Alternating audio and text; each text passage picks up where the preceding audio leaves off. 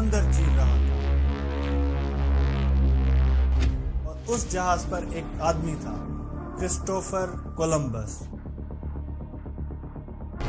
لوگ کہتے ہیں اس دن دنیا بدل گئی، لیکن سوال یہ ہے دنیا کس لیے بدلی؟ دنیا پہلے کیسی تھی؟ سوچو، ایک ایسی دنیا جہاں انڈیا اور چائنا دنیا کی آدھی اکانومی کنٹرول کرتے تھے۔ افریقہ گولڈ، آئرن اور ٹریڈ کا پاور ہاؤس تھا۔ امریکہ جہاں ایزٹیک سویلائزیشن، مایا سویلائزیشن اور انکا امپائر جیسی ایڈوانس سویلائزیشن زندہ تھی۔ یہ دنیا غریب نہیں تھی، یہ دنیا سیلف سفیشینٹ تھی۔ پھر 400 سال گزرے اور دھیرے دھیرے انڈیا دنیا کی 25% اکانومی سے گر کر 3 سے 4% تک آ گیا۔ افریقہ جو ریسورسز سے بھرا ہوا تھا لیکن انڈسٹریز ختم ہو گئی۔ لیٹن امریکہ زمین زرخیز تھی لیکن قرضوں کے نیچے آ گیا۔ یہ نیچرل نہیں تھا، یہ سسٹمیٹک لوٹ تھی۔ کالونیلزم کے پاس صرف بندوق نہیں تھی، ان کے پاس 3 خاموش ہتھیار تھے۔ نمبر 1، روزگار کا قتل۔ بنگال میں لوگ کپڑا بنتے تھے اور اتنی باریک تھی جو ہوا سے بھی ہلکی تھی، جو ہاتھ سے بناتے تھے۔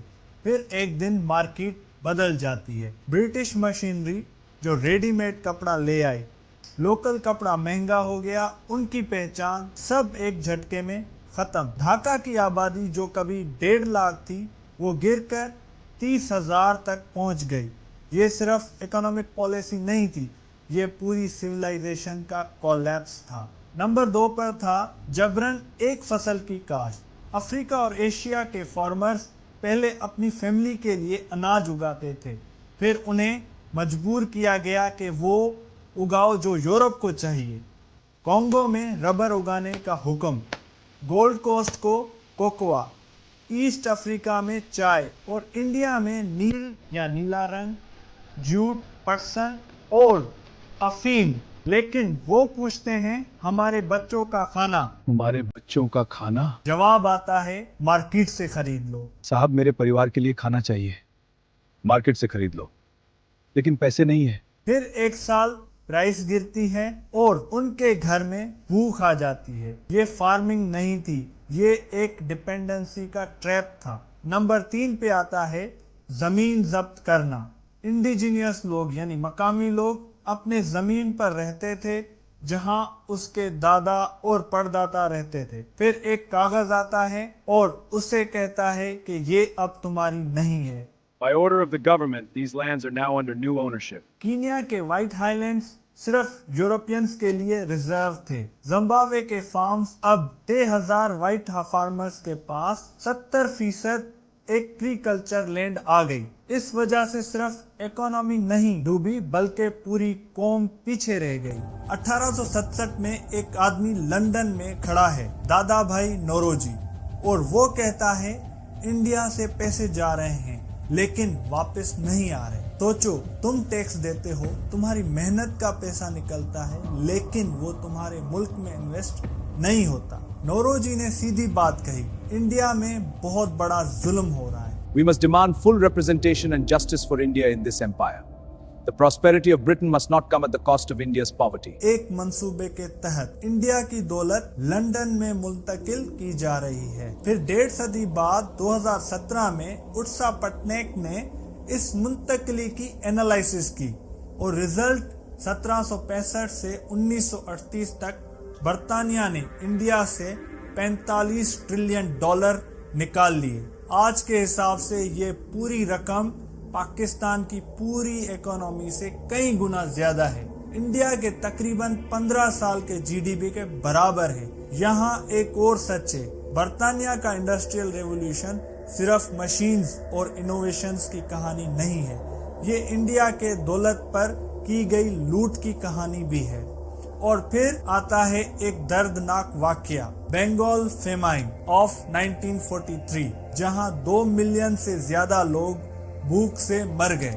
اس وقت ونسٹن چرچل کی حکومت تھی۔ انڈیا سے اناج एक्सपोर्ट कर रही थी, जब इंडिया के लोग खुद कहत का शिकार थे, दौलत बाहर जा रही थी और मौत अंदर फैल रही थी। ये सिर्फ हिस्ट्री नहीं थी, ये एक सिस्टम की कहानी थी। अफ्रीका के बारे में हिस्ट्री में एक सबसे बड़ा झूठ बताया गया है। ये झूठ ये है कि अफ्रीका अंडर डेवलप्ड था और फिर यूरोप आया तो उसने अफ्रीका को सिविलाइज किया, लेकिन हकीकत इससे बिल्कुल मुख्तलिफ थी। टिम्बकटू जो 12वीं सदी में दुनिया का एक बड़ा यूनिवर्सिटी टाउन था, माली एम्पायर जहां मंसा मूसा ने हुकूमत की, 14वीं सदी का सबसे बड़ा अमीर आदमी मंसा मूसा था, और किंगडम ऑफ बेनिन का ब्रोंज आर्ट इतना सोफिस्टिकेटेड कि यूरोपियन आर्टिस्ट भी हैरान रह गए।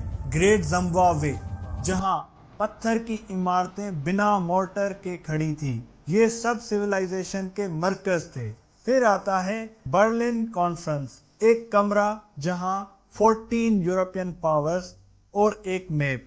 किसी ने पूछा भी नहीं यहाँ कौन रहता है, सीधी लाइंस खींच दी गई, कोई अफ्रीकन वहाँ मौजूद ही नहीं था, कोई लोकल बाउंड्री नहीं पूछी, ना लैंग्वेज, ना कल्चर, ना ही कोई कबीला, कुछ भी कंसीडर नहीं हुआ। एक पूरे कॉन्टिनेंट को सीधी लकीरों से काट दिया गया। फिर आता है एक नजरिया, वाल्टर रोडनी 1972 में एक किताब लिखते हैं, how European under developed Africa. उनका कहना था अफ्रीका का अंडर डेवलपमेंट नेचुरल नहीं था, यूरोपियंस ने जानबूझकर अफ्रीका को अंडर डेवलप किया अपनी खुद की तरक्की के लिए। और फिर सबसे dark chapter Congo free state, जहां लियोपोल्ड II का राज था। रबर के लिए कोटा सेट किए गए, अगर वर्कर्स कोटा को पूरा ना करें तो उनके हाथ काट दिए जाते थे। एस्टिमेट के मुताबिक कॉन्गो की आबादी 1 करोड़ से गिरकर 50 लाख रह गई। ये सिर्फ रबर के लिए नहीं था, ये प्रॉफिट के लिए था। सन 1444 में पोर्चुगल्स ने पहली बार अफ्रीकियों को गुलामों की तरह ट्रीट किया। फिर 400 सालों में 1 करोड़ 20 लाख लोग जंजीरों में बांधकर अमेरिका भेजे गए शिप्स के जरिए, और कुछ लोग कहते हैं कि 20 लाख लोग रास्ते में ही मारे गए। एरिक विलियम्स कहते हैं कैपिटलिज्म एंड स्लेवरी में British industrial revolution slave trade के प्रॉफिट पर खड़ी थी। सोचो, एक तरफ जंजीर, दूसरी तरफ फैक्ट्री का धुआं। स्लेव प्लांटेशन से आने वाली दौलत सिर्फ पैसा नहीं थी, ये वो इनिशियल थी जिससे कार्ल मार्क्स ने प्रिमिटिव एक्यूमुलेशन में कहा, और चेन यही खत्म नहीं होती। अमेरिकन कॉटन जो स्लेव लेबर से उगा था, मैनचेस्टर की फैक्ट्रीज में आता था। मैनचेस्टर की फैक्ट्रीज बर्तानिया की इंडस्ट्रियल ताकत बन गई थी, और ये चेन थी जो शुरू होती थी अफ्रीकियों की जंजीरों से और खत्म होती थी बर्तानिया की फैक्ट्रीज में। 1950s में नया लफ्ज आता है, डिपेंडेंसी थ्योरी। पॉल प्रेबिश कहते हैं एक नया नजरिया। पॉल प्रेबिश अर्जेंटीना के इकोनॉमिस्ट थे, और उन्होंने एक सिंपल पावरफुल आइडिया दिया, दुनिया की इकोनॉमी बराबर नहीं है, ये 2 हिस्सों में बटी हुई है। पहले नंबर पर है कोर, जिसमें अमेरिका और यूरोप आते हैं। दूसरे नंबर पर है पेरीफेरी, जिसमें एशिया, अफ्रीका और लैटिन अमेरिका। कोर क्या करता है? मैन्युफैक्चर्ड गुड्स बनाता है। पेरीफेरी क्या करता है? रॉ मटेरियल सप्लाई करता है। मसला यहाँ है, वक्त के साथ रॉ मटेरियल्स की कीमतें गिरती रहती हैं, लेकिन जो बनाए गए सामान हैं वो महंगे हो जाते हैं। यानी पेरीफेरी को ज्यादा बेचना पड़ता है और उतना ही खरीदने के लिए। और सिस्टम सिंपल है, तुम रॉ मटेरियल दो, हम तैयार करदा गुड्स बनाएंगे, और फिर बात गहरी होती है। एंड्रे गंडर फ्रैंक ने कहा था, अंडर डेवलपमेंट कोई स्टार्टिंग पॉइंट नहीं है, ये एक प्रोसेस है जो क्रिएट किया गया है। उनका famous idea the development of under development, यानी जो मुल्क आज पीछे हैं वो इसलिए पीछे नहीं है कि वो कमजोर थे, बल्कि इसलिए पीछे हैं क्योंकि उनको पीछे रखा गया है। बर्लिन कॉन्फ्रेंस जो 1884 में हुई, जिसने स्ट्रेट लाइंस अफ्रीकियों के लिए खींची, वो सिर्फ जमीन की तकसीम नहीं थी, वो थी एक टाइम बॉम्ब। उन स्ट्रेट लाइंस ने एक ही एथनिक ग्रुप को कई मुल्कों में बांट दिया और एक ही मुल्क में कई एथनिक ग्रुप्स को साथ रखा। कोई कल्चरल लॉजिक नहीं, कोई हिस्टोरिकल लॉजिक नहीं, सिर्फ यूरोपियन की कन्वीनियंस के लिए। जॉनसन रॉबिन्सन जो नोबेल प्राइज विनर इकोनॉमिस्ट थे, उन्होंने कैलकुलेट किया colonial powers Drew arbitrary borders ignoring ethnic and cultural realities, which sowed seeds for conflict and instability in Africa and Asia. Democratic Republic of Congo दुनिया के सबसे rich mineral deposits cobalt, gold, diamonds और uranium का गढ़ था, लेकिन उनके लोग दुनिया के सबसे गरीब लोग थे। उनके रिसोर्सेज मल्टीनेशनल कॉरपोरेशंस निकालती थी। उनकी जमीन पर प्रॉक्सी वॉर्स लड़ी जाती थी जो मिनरल इंटरेस्ट से जुड़ी हुई थी। Richest land but poorest people, ये कोइंसिडेंस नहीं था। ये नफरत एक दिन में नहीं बनी, ये कॉलोनियल सिस्टम ने डिजाइन किया था। 1960s में अफ्रीका और एशिया के मुल्क आजाद हो रहे थे, फ्लैग्स बदल रहे थे, मैप्स दोबारा बन रहे थे, लेकिन सवाल यही रह गया, क्या सिस्टम बदला? घाना के पहले प्राइम मिनिस्टर ने इसका नाम दिया नियो कॉलोनियलिज्म। उनका कहना था डीकोलोनाइजेशन ने असल में कुछ नहीं बदला, सिर्फ एक कंट्रोल के तरीके बदले। 1980s 1990s नया सिस्टम इंटरनेशनल मॉनेटरी फंड और वर्ल्ड बैंक ने डेवलपिंग कंट्रीज को लोन्स दिए, लेकिन एक शर्त के साथ, स्ट्रक्चरल एडजस्टमेंट प्रोग्राम। वो कंडीशंस क्या थे? गवर्नमेंट स्पेंडिंग कम करें, सब्सिडीज खत्म करो, स्टेट कंपनीज प्राइवेट करो, मार्केट्स खोल दो, करेंसी डिवैल्यू करो, टैरिफ हटा दो, सब कुछ मॉडर्नाइजेशन के नाम पर। असल नतीजा क्या हुआ?